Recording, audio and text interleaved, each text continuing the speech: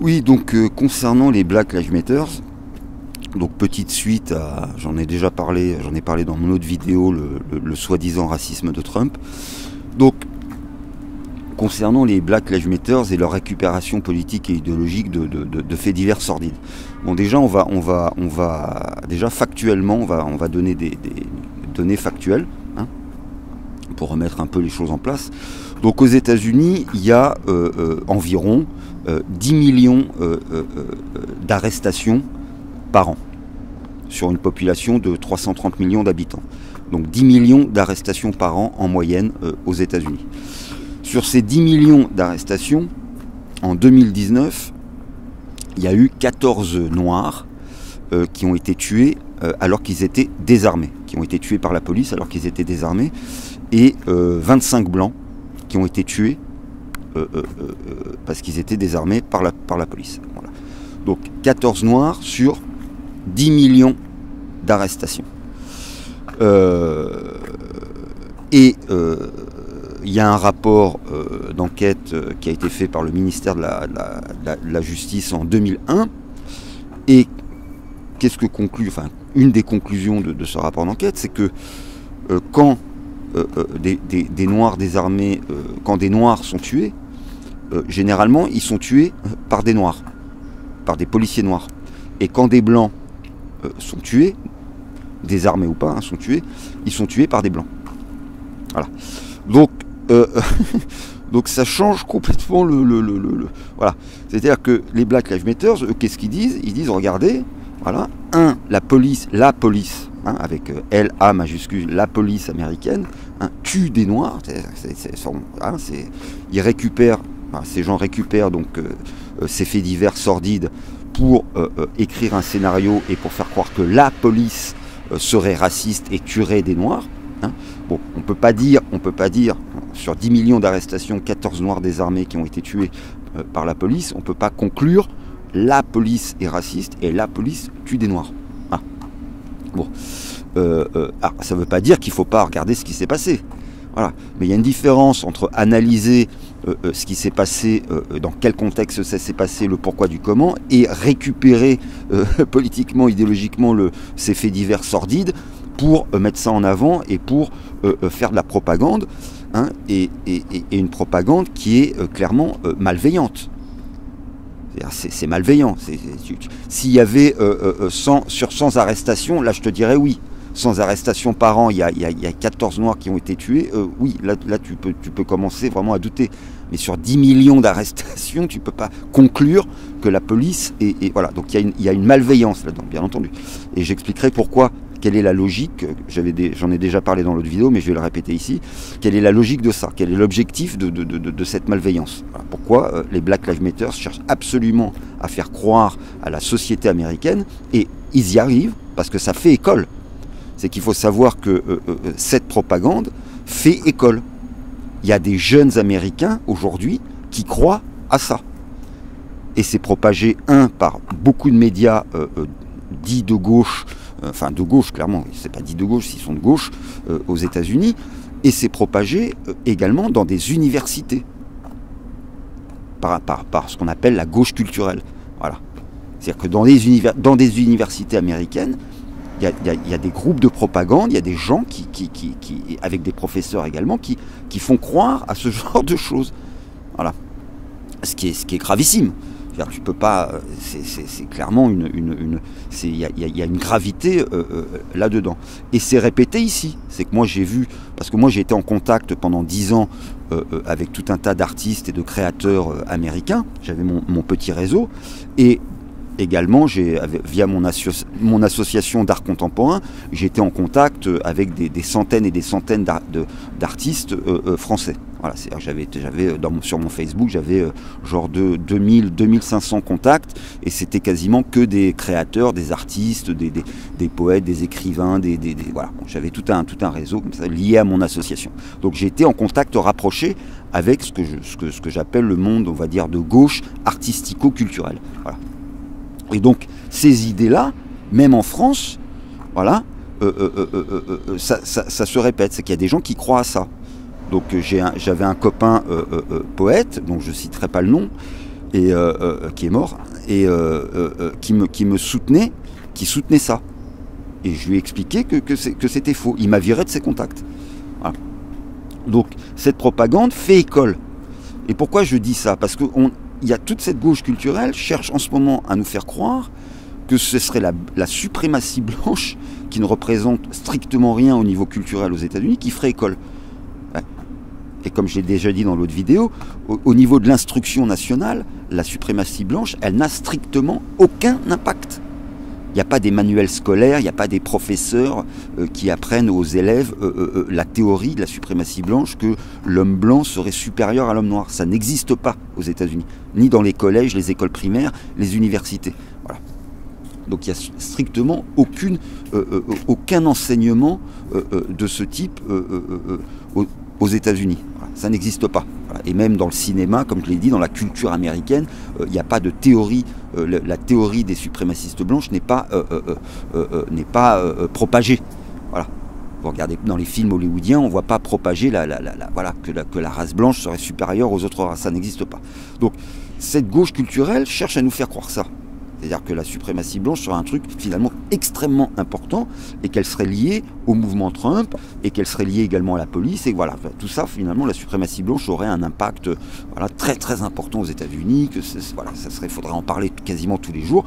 Hein, et c'est ce qui s'est passé, on peut dire, quasiment tous les jours. Moi, j'ai suivi tout le mouvement Trump pendant de 2016 à 2020, tout l'événement Trump. Et en effet, ça revenait souvent sur les réseaux sociaux, dans les médias. Voilà, cette histoire de suprématie blanche. Voilà. Et même des gens au sein du Parti démocrate, de la gauche, qui parlaient de ça fréquemment.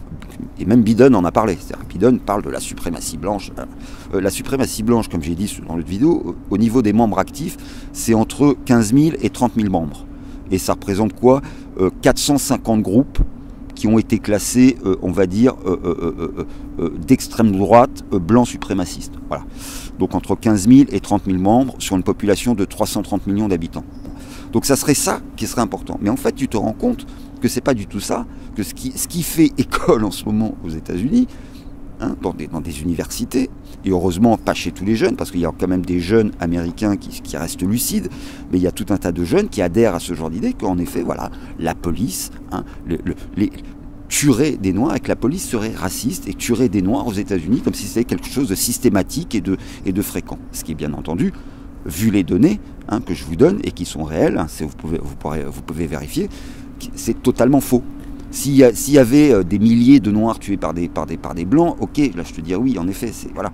Mais là, 14 Noirs tués, désarmés sur 10 millions d'arrestations, je suis désolé, ça représente une infime fraction de l'ensemble. Alors ce qui ne veut pas dire, comme je dis, ce qui ne veut pas dire qu'il ne faut pas regarder comment ça s'est passé. Mais si tu regardes comment ça s'est passé, tu dois regarder dans quel contexte ça s'est passé.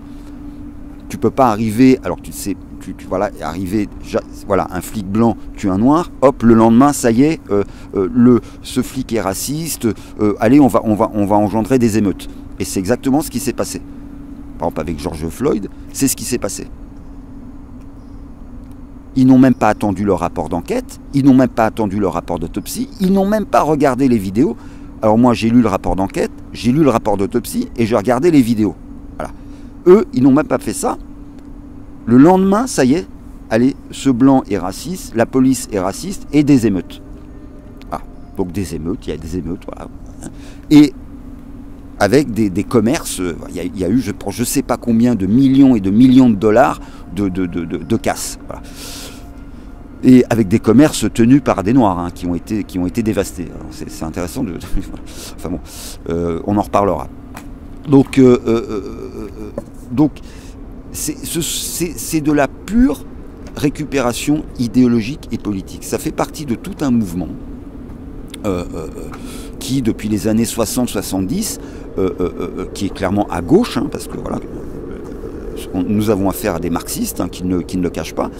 Donc des courants clairement à gauche, à la gauche extrême, gauche que moi j'appelle dogmatique et sectaire, qui récupèrent toutes les causes qu'ils peuvent récupérer pour continuer une lutte. Voilà. Ils vont récupérer toutes les causes, c'est ce qu'on appelle vulgairement le marxisme culturel, et ça vient en fait de l'école de Francfort. Voilà.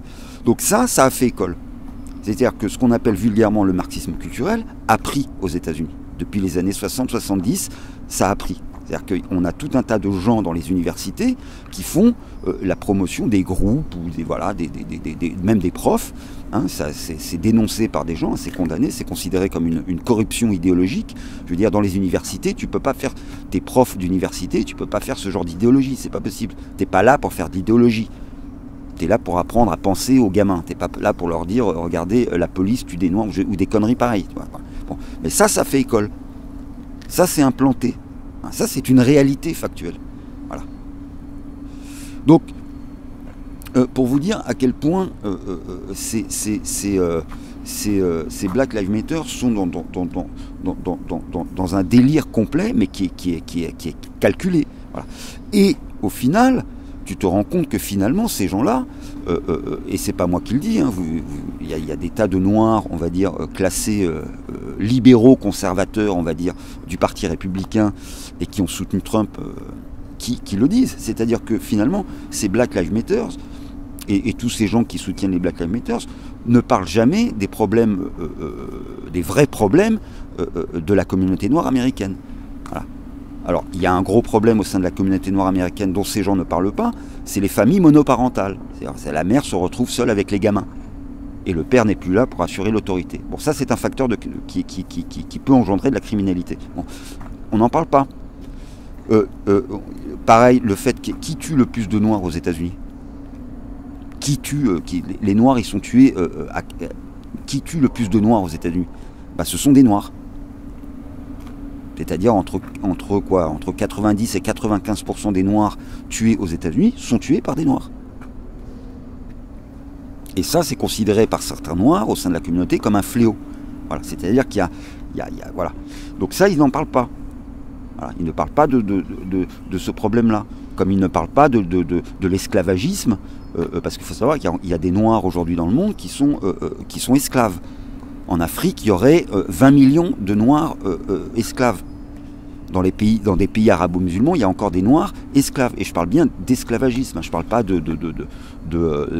d'exploitation, non, de vrais esclaves. En Mauritanie, il y a des esclaves.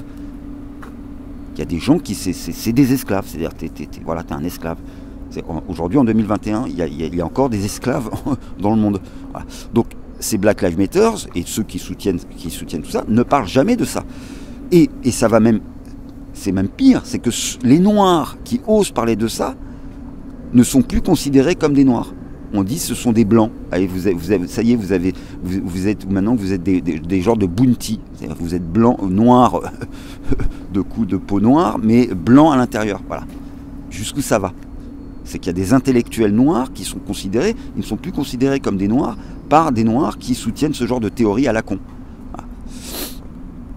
Donc les problèmes, au final, ne sont pas abordés par ces Black Lives Matter. Pourquoi? Parce qu'ils en ont rien à foutre. Eux, leur objectif, c'est de mettre un peu le bordel. Enfin, un peu le bordel. Quand tu vois les émeutes, toutes les émeutes qui ont été engendrées par ces gens-là, c'est pas un peu le bordel, parce que moi j'ai regardé des vidéos des émeutes provoquées par toute cette espèce d'idéologie, par cette idéologie, c'est Beyrouth.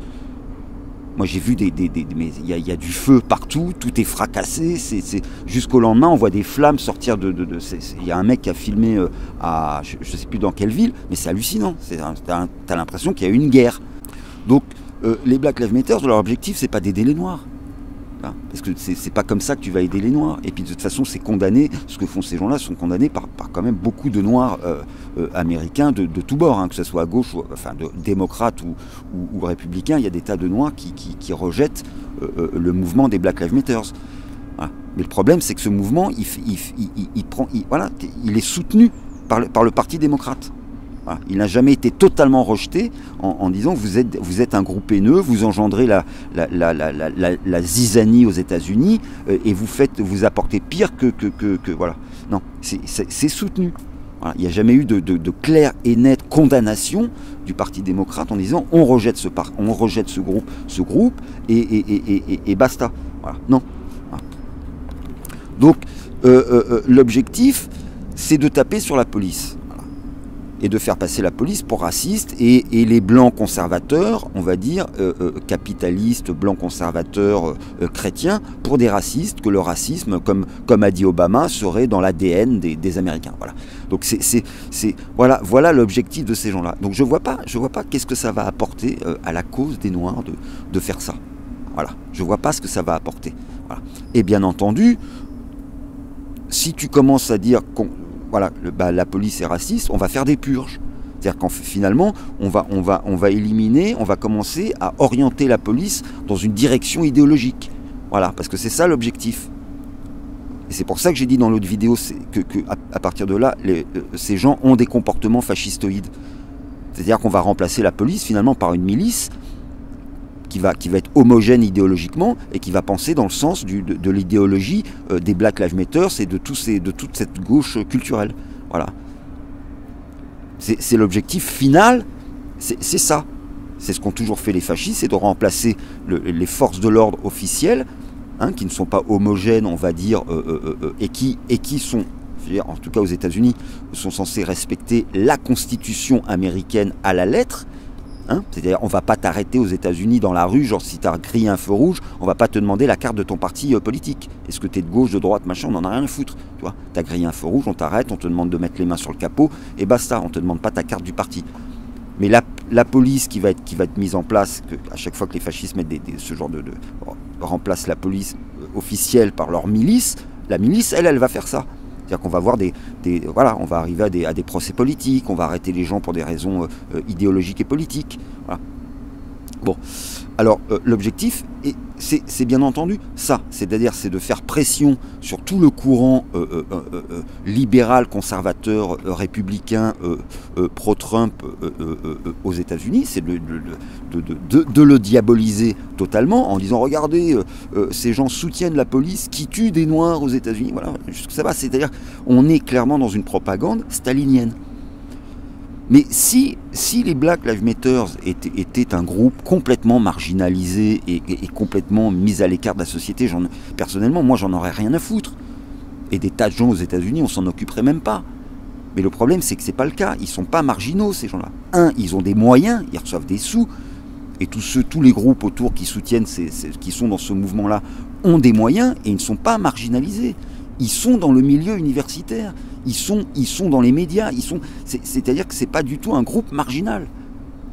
Ils ont un impact important sur la société américaine. Donc c'est ça le problème. Voilà. C'est-à-dire qu'on se rend compte qu'aujourd'hui aux États-Unis, il y a clairement depuis quelques décennies un courant qui s'est installé dans le monde des idées, de la pensée, des médias, mais même dans le monde de l'art. J'ai eu affaire à des gens qui, dans mon réseau artistico-culturel américain, qui soutiennent ça. Et t'as beau leur expliquer qu'ils se trompent, leur donner des données pour relativiser et remettre les choses en place, faire preuve de bon sens et de logique, non, ce n'est pas possible. Donc ça veut dire qu'il y a clairement un mouvement de type stalinien, je n'ai pas peur d'employer les mots. Et il y a clairement, en ce moment, aux États-Unis, c'est clair et net, au sein du Parti démocrate, tout un ensemble de gens, d'ailleurs, il y a même des démocrates qui l'ont dénoncé. Des démocrates qui ne se classent pas à gauche, mais qui restent encore dans la tradition centriste du Parti démocrate, qui ont dénoncé ça, qui ont dénoncé cette dérive idéologique. Voilà. Donc il y a clairement un mouvement à caractère totalitaire au sein de la gauche, en ce moment, du Parti démocrate. Voilà. C'est-à-dire qu'on va fracasser la police officielle, on va fracasser, on va commencer à sortir des discours complètement délirants sur la police, parce que c'est répété par des politiques, tout ça. Il y a des gens qui répètent ça voilà, c'est pas juste, il n'y a pas juste les Black Lives Matter qui disent ça. Il y a tout un ensemble de gens qui répètent ce genre de conneries. On va fracasser l'opposition. C'est pas qu'on va la critiquer, c'est qu'on va la fracasser. C'est-à-dire que tout le mouvement républicain, libéral, conservateur, pro-Trump a été diabolisé. Il y a une forme de terrorisme intellectuel qui a été répété tous les jours. Moi, j'ai suivi ce mouvement, je vous le dis, de 2015 à 2020, quotidiennement. C'est tous les jours. Je faisais mon art, ma création, et puis tous les jours, j'étudiais la question. Voilà, tous les jours. Il n'y a pas un jour de 2015 à 2016 où j'avais pas mon nez là-dedans parce que je me suis dit il y a un truc qui va pas. Donc ça m'a intéressé, je me suis dit il y a un truc très louche dans cette histoire, il y a un truc il y a un truc qui va pas, il y a un truc qui est en train de se passer aux États-Unis qui n'est pas bon du tout. Voilà. Donc j'ai vu, bon, j'ai soutenu le mouvement Trump parce que le mouvement Trump fait partie de ce que j'appelle une Amérique qui est encore attachée aux valeurs des pères fondateurs, une Amérique qui est attachée au libéralisme à l'américaine, à l'individualisme à l'américaine, à la liberté économique, à la liberté d'expression, à la liberté intellectuelle. Hein, faut pas l'oublier, cette Amérique est aussi attachée, parce qu'on a fait passer les pro-Trump pour des fascistes, et je sais pas quoi, un Trump pour un fasciste, mais c'est le contraire, hein, c'est opposé. Hein. D'ailleurs, vous regardez le fils de Trump, hein, pour vous dire, et d'ailleurs ils s'entendent les deux, pour vous dire qu'il n'a pas du tout reçu une éducation fasciste, c'est que le fils de Trump n'arrête pas de défendre la liberté intellectuelle. Je me rappelle plus son prénom, et la liberté de penser. C'est un de ces tout le temps un truc qui revient souvent dans ce qu'il dit. Donc j'ai soutenu ce mouvement Trump pour ça, mais parce qu'aussi j'ai vu ce qu'il y avait en face. J'ai vu tout ce mouvement clairement autoritaire, mais qui ne peut aller que vers une forme de totalitarisme, à caractère totalitaire. J'ai vu qu'en face, il y avait ça, avec des gens qui ont clairement des comportements antidémocratiques et intellectuellement et violents. Donc ce mouvement-là va vers le parti unique. C'est qu'il y a un courant en ce moment aux États-Unis qui aimerait un parti unique. Et toute opposition, et voilà, on va créer ce qu'on appelle le goulag intellectuel. Vu qu'on ne peut pas envoyer les gens dans des camps, dans des goulags et des machins, parce qu'il y a quand même des lois, on va dire, qui protègent les individus aux États-Unis, bah on va le faire intellectuellement. Voilà. Et ça va vers quoi? Vers le parti unique. Voilà.